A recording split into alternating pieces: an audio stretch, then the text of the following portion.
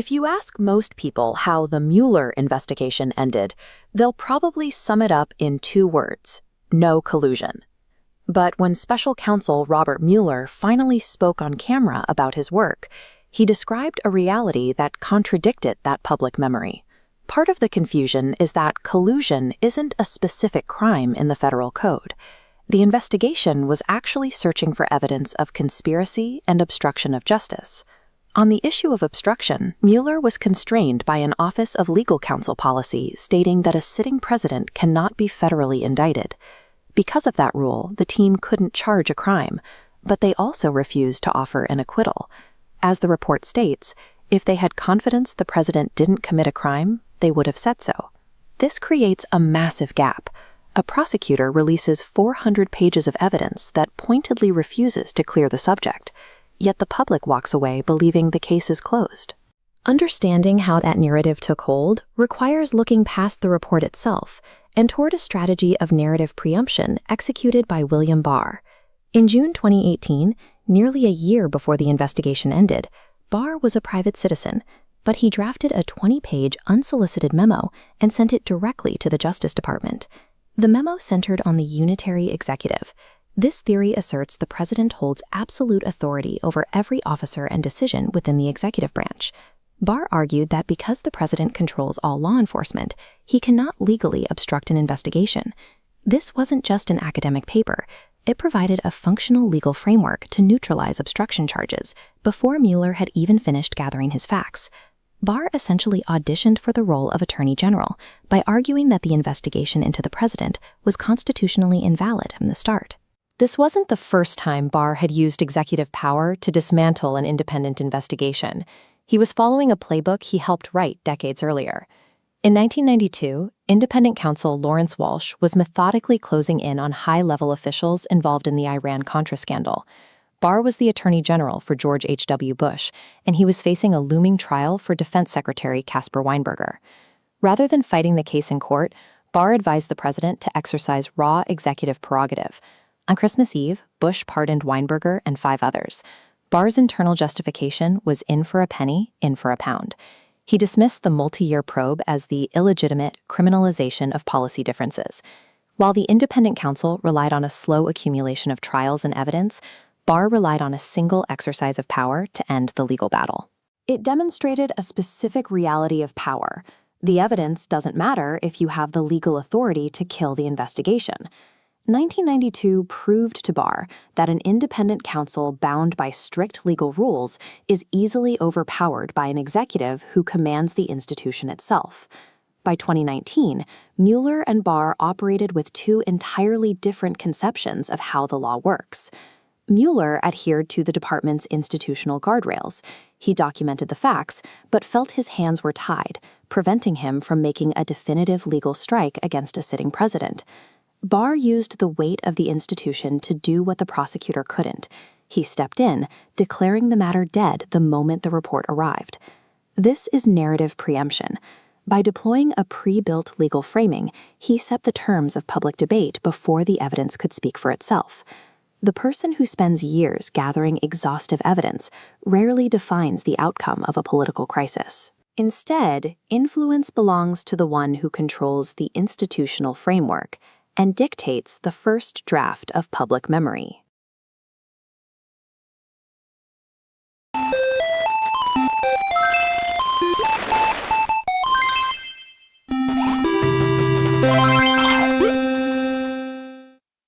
The title page of this 2019 report defines the objective scope of the special counsel's work: to investigate Russian interference in the 2016 election and any coordination with the Trump campaign. The investigation identifies 2 distinct operational tracks through which Russia attempted to influence the election. The first track involved the Internet Research Agency, or IRA. This organization conducted information warfare, using social media manipulation and fake personas to sow political discord in the United States. The second track was a series of cyber intrusions by the GRU, Russia's military intelligence agency. They hacked democratic networks and systematically released stolen data to the public. This 2-pronged operation forced the special counsel to examine the campaign's vulnerabilities through a rigid legal lens. Public discussion of the investigation focused almost exclusively on the colloquial term collusion. But page 2 of the report clarifies that collusion is not a federal offense. The special counsel applied conspiracy law instead. Coordination required a specific agreement, tacit or express, between the Trump campaign and Russia. Merely taking actions responsive to the other's interests was insufficient. This necessity of a provable agreement became the filter through which investigators judged every contact with foreign nationals. Investigators applied these legal definitions to a dense network of direct contacts between campaign officials and Russian-linked actors. One of the earliest contacts involved foreign policy advisor George Papadopoulos and his meetings with Professor Joseph Mifsud in April 2016. Mifsud informed Papadopoulos that the Russian government possessed dirt on Hillary Clinton in the form of thousands of emails.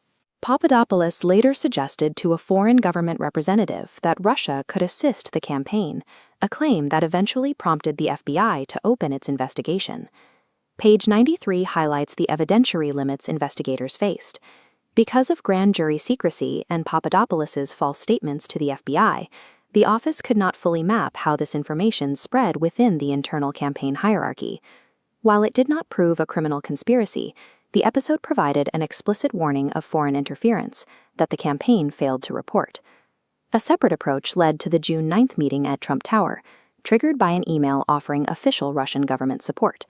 As documented on page 6, the offer was direct: official documents and information that would incriminate Hillary as part of the Russian government's support for the candidate. Written testimony and documentary evidence confirm that Donald Trump Jr., Paul Manafort, and Jared Kushner attended the meeting expressly to receive this derogatory information. The office evaluated this meeting under campaign finance laws, which prohibit the solicitation of a thing of value from a foreign national. Investigators declined to bring charges, citing the legal difficulty of assigning a monetary value to political information and the challenges of proving willfulness. The meeting did not result in an indictment, but it proved a high-level willingness to accept foreign electoral assistance. Campaign chairman Paul Manafort also maintained a relationship with Konstantin Kilimnik, an associate the FBI linked to Russian intelligence. Page 138 details an August 2016 meeting where Manafort shared internal campaign polling data with Kilimnik. They also discussed a backdoor peace plan for Ukraine that would give Russia control of Eastern territory, a plan requiring the candidate's eventual assent. Despite these deep ties, the special counsel could not prove an explicit agreement to interfere in the election. Volume 1 concludes that while dozens of contacts created counterintelligence risks, they did not meet the strict statutory threshold required for a criminal conspiracy. Volume 2 of the report shifts from foreign interference to the domestic investigation into obstruction of justice. Mueller detailed 10 discrete episodes of potential obstruction, including efforts to limit the investigation and remove the special counsel. The investigation was guided by an Office of Legal Counsel directive stating that a sitting president cannot be federally indicted. Mueller concluded that because he could not indict the president, it was unfair to formally accuse him of a crime when the president lacked a legal forum to clear his name. This led to an unconventional declination standard. Mueller refused to clear the president, stating, "If we had confidence the president clearly did not commit a crime, we would so state." This created a prosecutorial vacuum, leaving the final judgment to the political process rather than the courts. Barr became the primary architect of the report's public introduction. The legal constraints and the procedural chronology combined to define the report's public legacy. On March 22, 2019, the special counsel delivered the final confidential report to Attorney General Bill Barr. On March 24, Barr released a 4-page summary to Congress.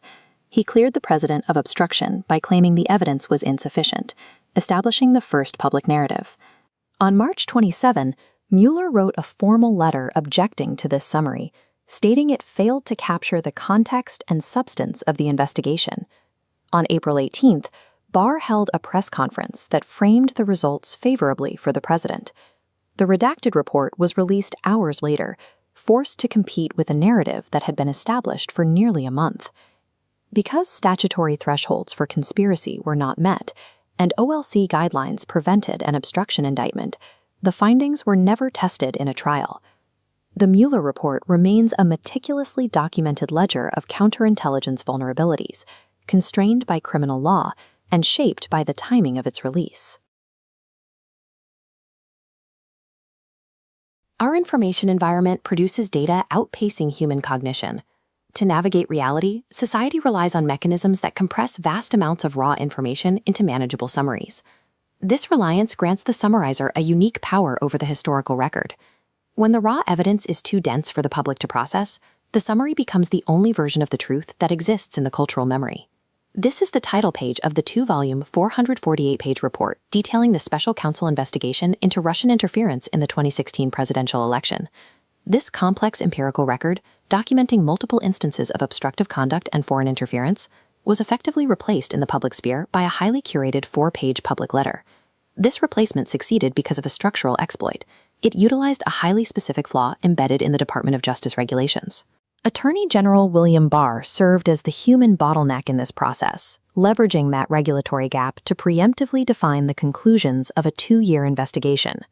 What happened legally in 2019 provides a precise blueprint for understanding a much larger contemporary crisis. The dynamic of summary capture, executed by the Department of Justice, is currently scaling globally through large language models.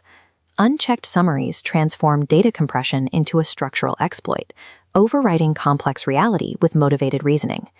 To execute a successful overwrite, you need an information latency environment.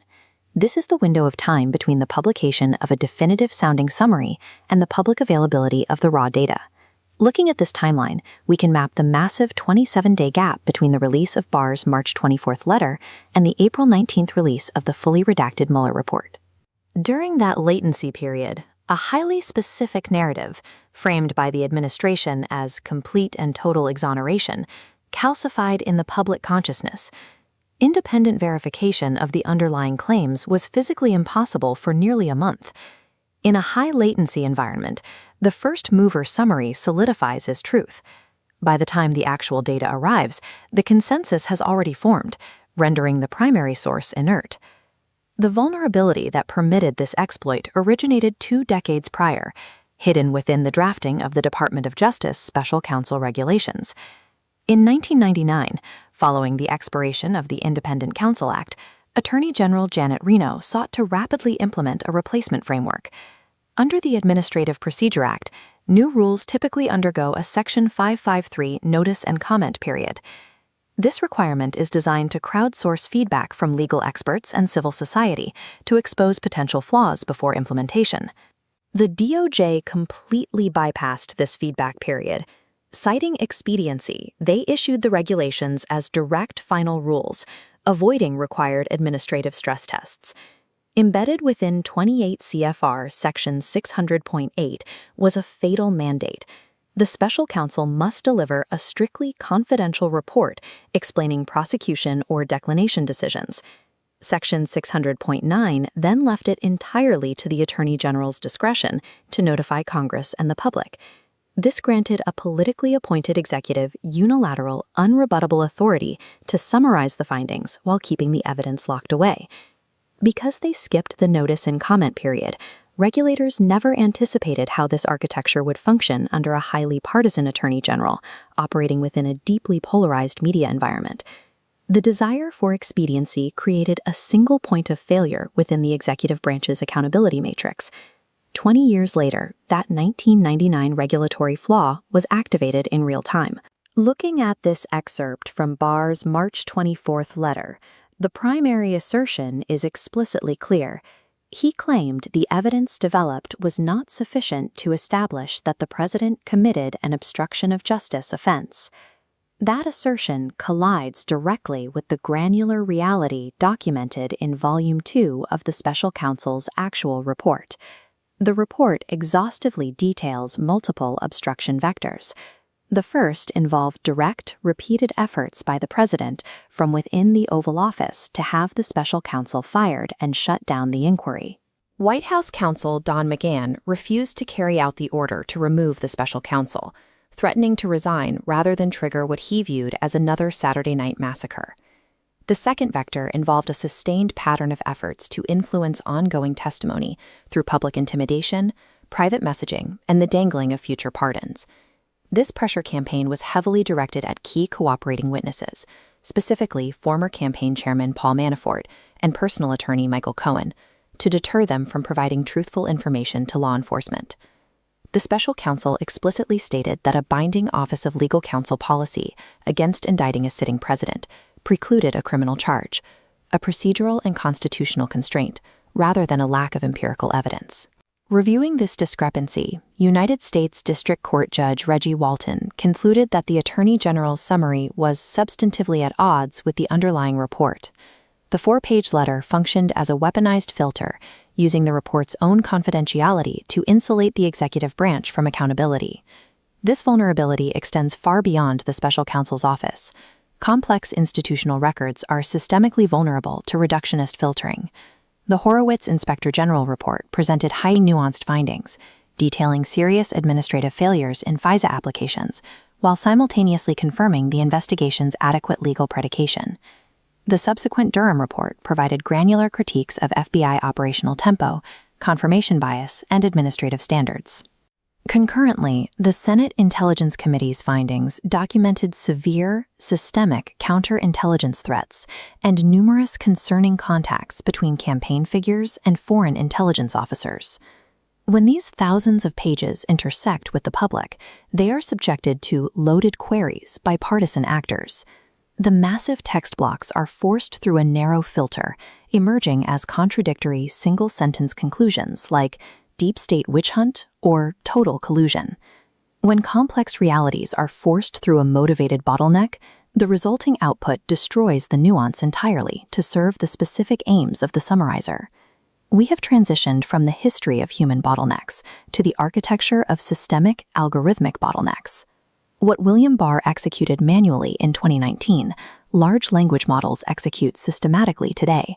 This maps the architecture of an LLM system. Raw data passes through attention weights to produce a confident AI output. The DOJ flaw maps directly onto this flowchart. The Attorney General acts as the human equivalent of attention weights, assigning value to certain inputs while zeroing out others. This mirrors the alignment problem in computer science. AI models are trained to prioritize confident, authoritative answers, even when the underlying institutional record is deeply contradictory or heavily nuanced. This creates a prompt and bias loop. Loaded user inputs trigger the model's selective sourcing, forcing the algorithm to mimic motivated reasoning by pulling only the data points that satisfy the prompt's underlying premise. The LLM instantly generates a flattened, bias-confirming consensus that perfectly replicates an objective, analytical tone. LLMs institutionalize the first-mover epistemological advantage at scale. They provide the summary so quickly and so confidently that the raw empirical data is rendered completely irrelevant to the end user. The 448-page investigation required 2 years, thousands of subpoenas, and hundreds of witness interviews to compile, only to be neutralized by a deliberate compression strategy. The underlying truth that makes this exploit possible remains unchanged. The public entirely lacks the bandwidth and the time to process primary sources. As society increasingly outsources its reading and comprehension to artificial intelligence, we are volunteering for mass epistemological capture. The structural risk of the AI era is that we are willingly allowing the summary to permanently replace the record. By outsourcing comprehension, we lose the ability to verify the reality beneath the output.